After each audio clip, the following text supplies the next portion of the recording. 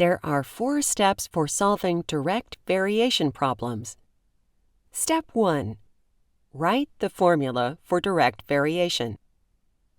Step 2. Substitute the given values for the variables. Step 3. Solve for the constant of variation. Step 4. Write the equation that relates x and y. Let's look at an example.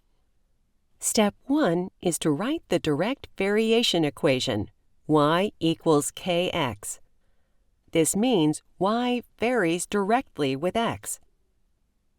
In the problem, the number of calories, c, varies directly with the number of minutes, m. We will use c in the place of y and m in the place of x.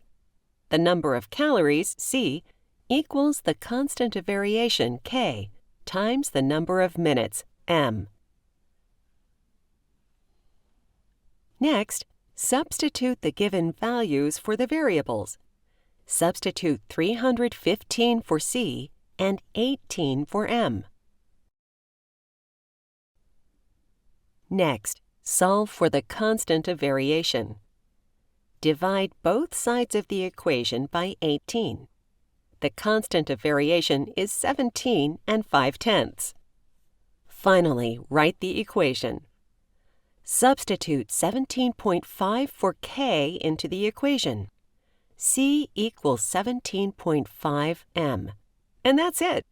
Now we have a direct variation equation that represents the problem.